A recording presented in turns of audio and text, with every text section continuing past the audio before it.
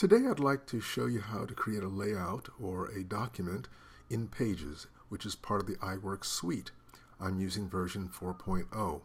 The reason why I use Pages is because it combines the attributes of a word processing program similar to Microsoft Word with the properties of a layout program similar to an InDesign or a QuarkXPress. It simplifies everything. It takes the most important parts of those programs and makes it simple enough for anyone to use. It's also the program that I use for all of the books that I create, publish online. So let's get started. Let's get rid of this first of all.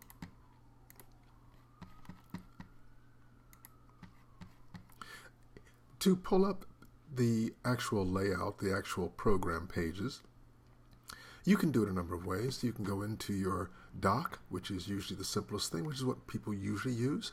You could just as easily go into the Finder or into your hard drive, into the Documents folder, or you could do what the other folks do, which is just type it in the search engine and it comes right up. Once it comes up, it will either pop up as something of this sort. It usually pops up with one of these categories.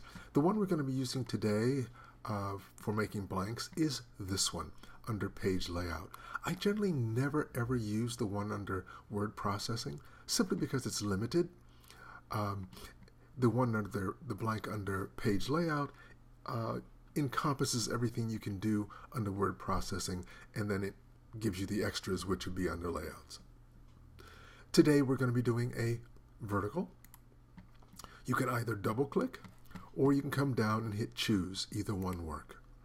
Now when the program comes in, when the layout comes up and the page is visible, if you're on a laptop, this is not the way it will look. It will only be half of this. So it's kind of important that when you start whatever you plan on doing, that you start from seeing the entire page. Now you can either go up to the view and click on zoom out to allow you to see the entire page, or you can use the keyboard commands of Command Shift and either the greater than or the less than to do it a lot quicker. Once you have this, you're ready to go. Now I'll go over the top menu very quickly. View. This usually defaults to the page thumbnails. It's kind of important that you leave this in because it allows you to see what pages you have.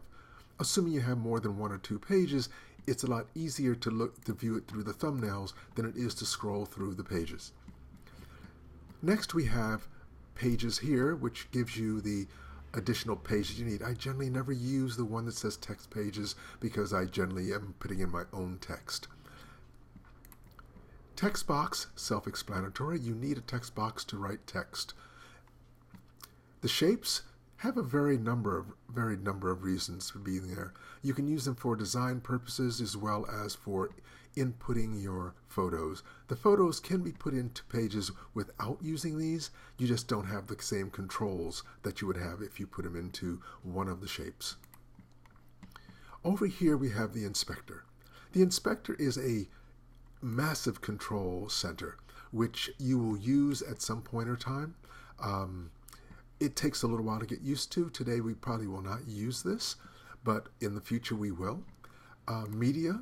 This is how you get your photos, your audio, and your movies into into Pages.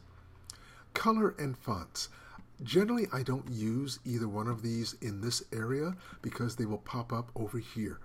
It's a lot easier, at least for me, to use them here than it is to find another table that I have to now use to clog up the real estate on my computer. So let's get started. We're going to do something very simple today, a picture and some text. I usually start out with the picture. You can start out with the text if you'd like. It doesn't really make a difference.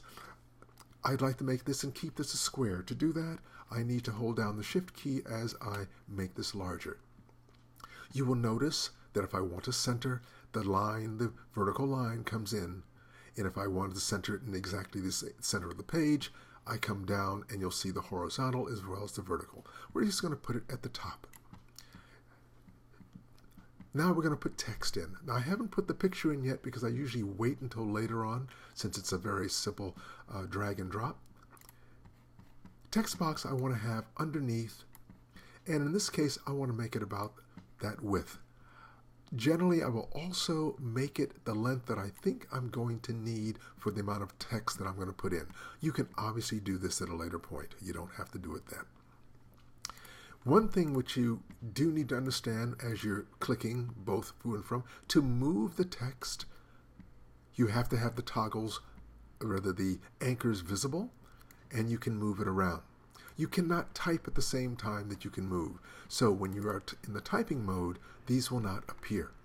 It's very important because sometimes we get confused. Click out, click in, and you have your choice of either or. Let's type something very simple. The rain in Spain stays mainly on the plain. I would like to make this larger. Now again, nothing happens unless it's highlighted. The computer is not a miracle worker. It will do exactly what you instruct it to do. Highlighting is the way that you activate that particular brain part, so to speak, of the computer. I'd like to change this to, let's say, Monaco. And I would like to make the size considerably bigger. Let's put it at about 48. Nope, let's put it at 36. I would also like to change the color. Now, I want to selectively change the color. So I'm going to change the color of Spain and make that a reddish color. And I'm going to change the, let's say, plain. And I'm going to make that a bluish color. And you'll notice everything is done. If I want to see what it looks like and I click outside the box, the outline is gone. If I want to move it around, the outline is there, and I move it here. Now, I would like to center this. The mistake that most students make is that they try centering by using the space bar, which is not accurate and it's not correct. Highlight it. And up here we have our justification. Justification left, which it is now. Justification center, right, and total.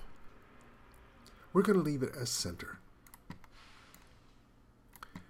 To make sure everything is centered, including the box, again, you use the nice blue line that goes down the center of your page. Now we want to bring in a picture. To bring in a photo, go up to Media, Photos. I usually use events. These are categories, and the category we're using today is this one. And I think I'm going to pull in a picture of something that was shot on location. Now you'll notice when it comes in much larger. We have the toggle, which only happens if you have a box. If you were to bring this photo in from the outside and just drag it in, it would come, but you would not have this, and you would not be able to manipulate it in the same way. So I'm going to go ahead and make this as small as I can. It will generally default to the size, whichever is less. In this case, the height is less than the width, and so it defaults here. Double-click to adjust. If you were to want to use the entire picture, the entire frame, very easily done. You click, and here where you have Edit Mask, it allows you to then drag these out to fit, to form whatever shape you'd like. We're going to leave it as a square today. And we would like to also put a little bit of a border around. Borders are found up here. Again, nothing happens unless you highlight. The anchors show the computer that it's highlighted. And in this, I can use a simple line, something a little more ornate, or one of the more decorative type of borders. We're going to use something like this today. And I'd like to make that a lot less in width. Your dimensions are right here, 8 point. We're going to make it 2. And that is it. That is your layout. Thank you.